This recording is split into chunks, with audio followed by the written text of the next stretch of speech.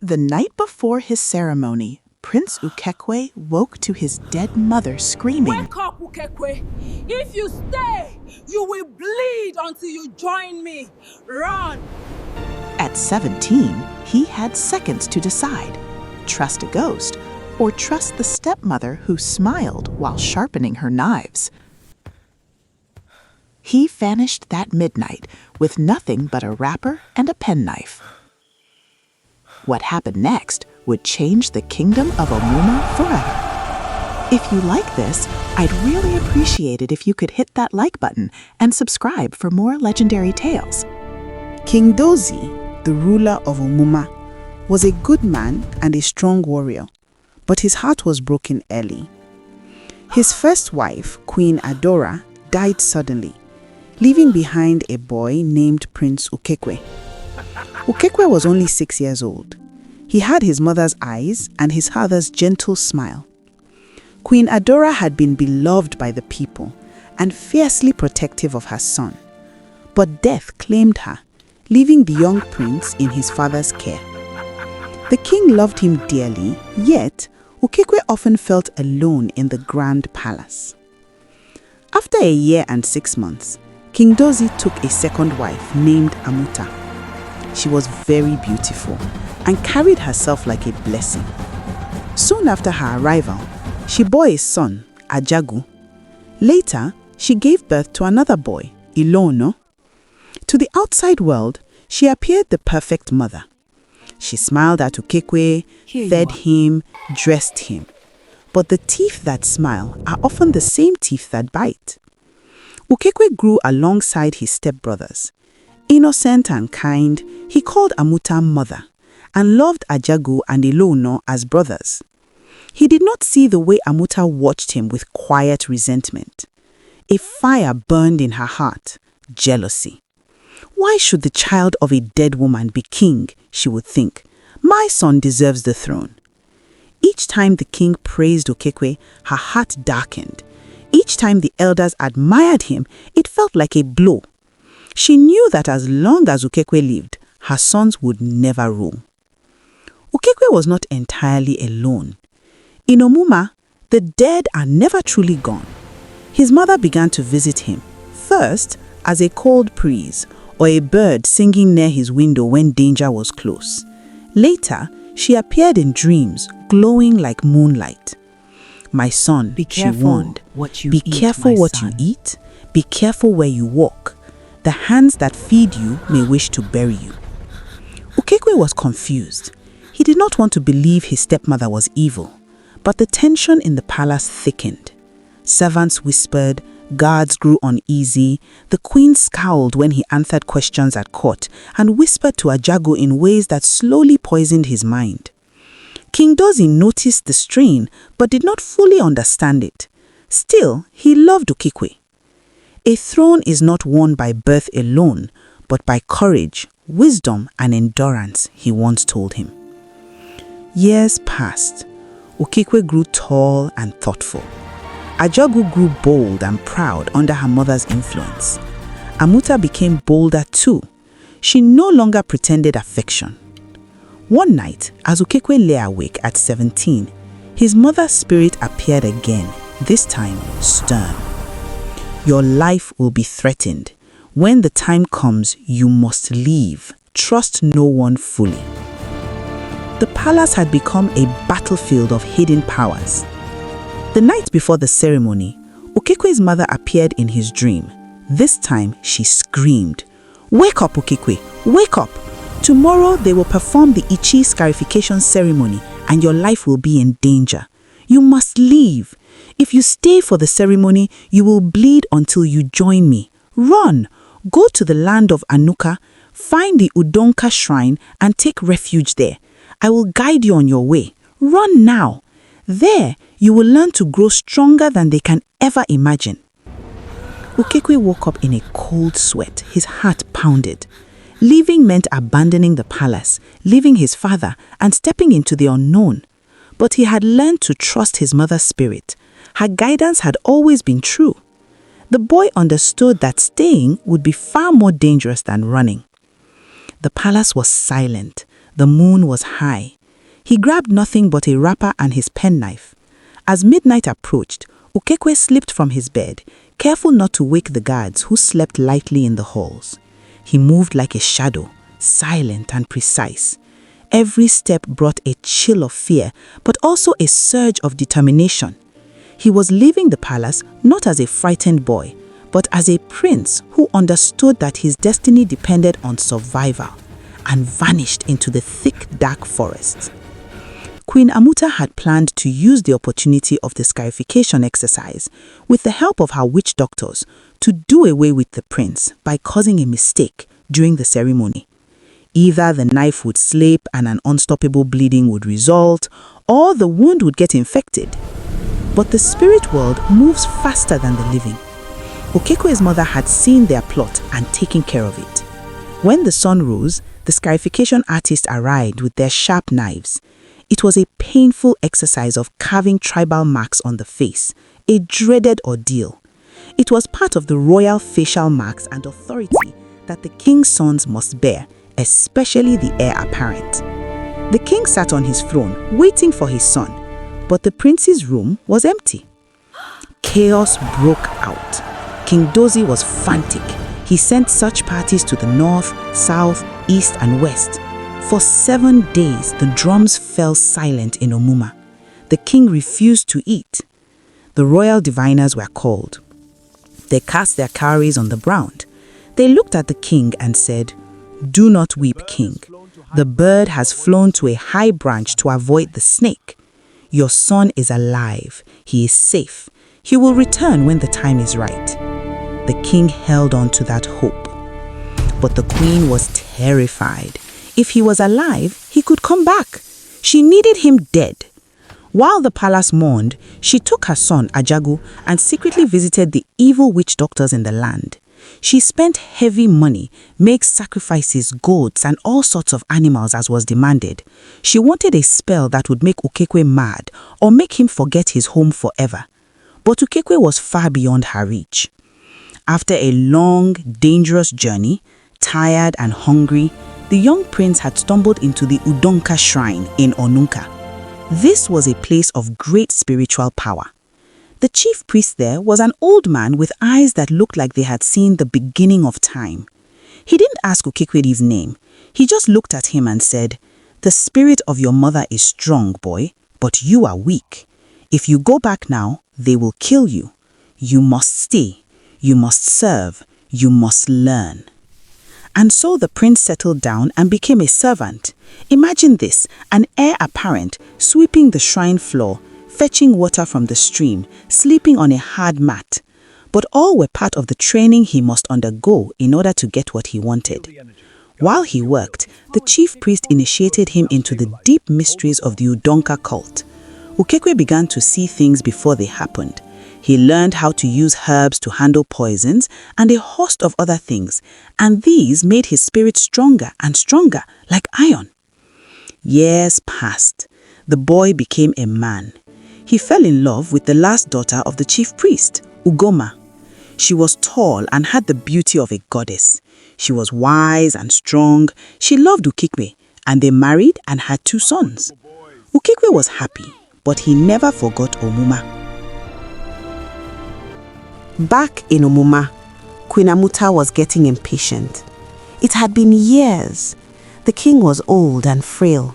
It was time for her final move. She went to a new, powerful sorcerer. This sorcerer gave her a terrible task. To destroy Okekwe's destiny completely, the sorcerer said, "You must go to the evil forest. Find a tender iroko plant. Be careful to uproot it in such a manner that after the ritual, when it is replanted, it will not die. You must be careful because the ritual is not repeatable. If the plant dies, the ritual will not work. But if succeeds and grow, Okekwe will not return and will not grow to be anybody. It all means that Okekwe's destiny is dead." The queen's eyes gleamed. She rushed home and told her son Ajagu, "This is it. Go to the evil forest. Do as the sorcerer said. Be careful that the plant does not die." Ajagu, filled with greed and ambition, took a machete and headed into the evil forest at dawn. But remember, Okekwe was no longer an ordinary man. and his master, the chief priest of Udonka, was watching everything from afar through his spiritual vision. The chief priest saw Ajago enter the forest. He saw him carefully uprooted the Iroko shoot. He saw the malice in his heart. Immediately, the queen and his son hurriedly went to the witch doctor and handed his over the Iroko plant. In their presence, in a moment, the witch doctor put his special knife in the fire. While the knife was red hot, with one gentle cut, he severed the shoot and burnt it in the fire. He explained that as he had used hot knife and burned the shoot, the tree would never shoot up high again as it grows. He wrapped the remainder with a black cloth and handed it over to Ajago. Go and replant it there again in the evil forest in the morning. Don't go with anybody. The queen happily gave him a huge sum of money and left with his son. At dawn, Ajago, brimming with pride and confidence, carried the tender seed into the evil forest. The forest was feared by all in Omuma. Its trees were twisted, their roots tangled like serpents, and the air was thick with the whispers of spirits, some kind, some malevolent. Ajago's heart pounded as he walked. He had been told by the witch doctors that this mission would prove him worthy of the throne, that success would cement his destiny. The chief priest sat in his shrine, miles away, and whispered a command to the winds. Deep in the evil forest, the birds suddenly stopped singing. Ajago paused. He heard a low growl. It wasn't the sound of a normal animal. It sounded like thunder rolling on the ground. Out of the shadows stepped a massive lion. It had eyes of fire. Ajago dropped his machete. He tried to run, but you cannot run from judgment. The lion attacked. Ajago never returned home. When the search party could not find him days later, the palace was thrown into mourning again. The diviners confirmed he was killed by wild beasts. Queen Amuta screamed. She threw herself on the ground. She had sent her son to kill Ukekwe's destiny, and instead, her own son had met his end. They buried him with the royal funeral she had planned for Ukekwe. It was a bitter, bitter pill to swallow. Now, only her second son, Ilono, remained. But King Dozie, old as he was, refused to name him heir. He kept pointing to the empty seat beside him. "My son is coming," he would whisper. "My son is coming." And now the moment had come. It was the night before Afo market day. In the midnight, when the palace was quiet, Ukekwe, accompanied by his wife Ugoma, their 2 sons, and 2 black dogs trained in mystical protection, appeared in the visitors' hall of the palace. They arrived not through gates, not through doors, but through Ikili, the sacred art of spiritual travel. They materialized as if the shadows themselves had carried them, silent, calm, and unstoppable. The hall was dimly lit by lamps, their flames flickering against the carved walls. The guards stationed to watch the doors froze. The presence before them was unlike anything they had ever seen. The black dogs growled softly, their eyes glowing faintly, but there was no threat, only power, control, and authority. Ukekwe stepped forward. His face was calm, yet his eyes held the fire of one who had endured betrayal, danger, and exile. His voice rang out clearly in the pure dialect of Omuma. "Tell my father, my son Ukekwe has returned." The words seemed to hang in the air, heavy and impossible to ignore. King Dozie, awakened by the unusual voice in the palace, appeared at the hall's entrance. His eyes widened as he saw the man before him, tall, strong, and radiating authority. His heart leapt in disbelief and joy. He dropped to his knees, tears streaming down his face, and embraced his son. "Ukekwe, my son, my boy," the king whispered. You have returned." Ukekwe bowed his head, touching his father's shoulder gently.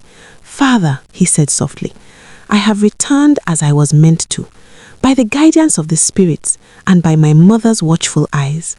I am here to serve Omuma and to protect it from all who would harm it." The guards, once proud and confident, now trembled. Whispers filled the hall.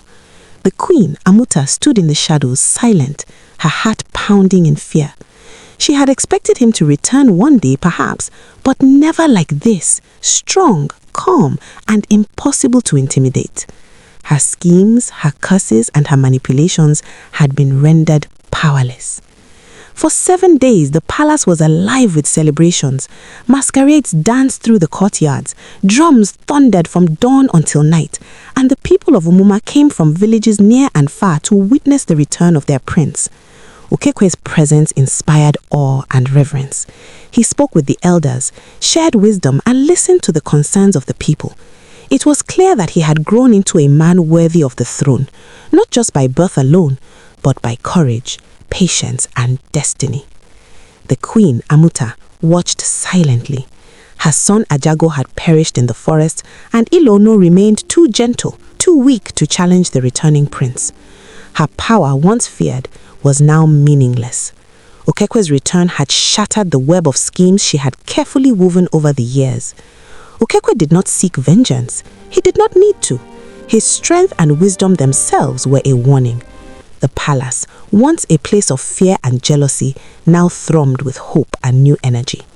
The people saw in him a leader who was fair, strong, and guided by forces beyond the ordinary.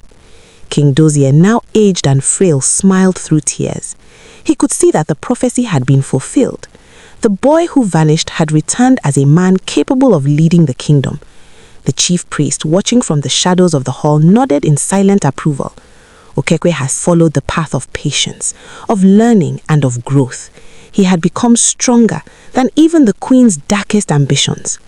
Days passed, and the king performed the final rituals to reintegrate Okekwe into the palace. He blessed him, gave him counsel, and reminded him of the duties of a ruler. Okekwe listened carefully, absorbing every word, every lesson. He understood that being king was not only about power, but about responsibility, wisdom, and the protection of the people. And then the inevitable happened. King Dozier passed peacefully, leaving Okekwe as the rightful heir. The coronation was a spectacle, a 7-day celebration that filled the streets of Umuma with joy, music, and dance. Okekwe was crowned king, not just by the traditions of the land, but by the undeniable strength of destiny. Queen Amuta dared not challenge him. Her dreams of power had collapsed like fragile paper in fire. She knew in the depths of her heart that Okekwe had been protected by forces beyond her understanding. No curse, no scheme, no hatred could undo what destiny had decreed.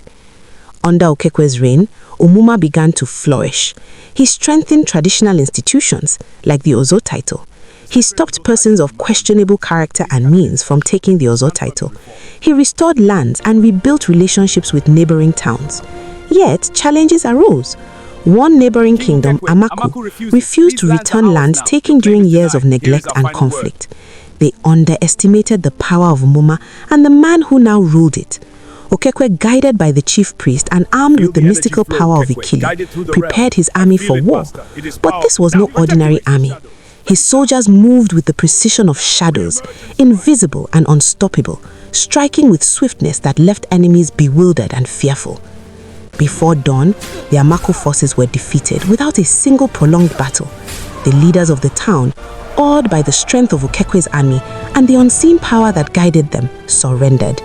They brought cattle, gifts, and pledges of loyalty, swearing to pay homage to Umuma every year. Okekwe accepted their surrender with grace, not cruelty. The victory was complete, not through hatred, but through strategy, courage, and the righteous power of destiny. News of Okekwe's victory spread quickly. Women sang of the prince who vanished and returned, the king who wielded wisdom and mystical power.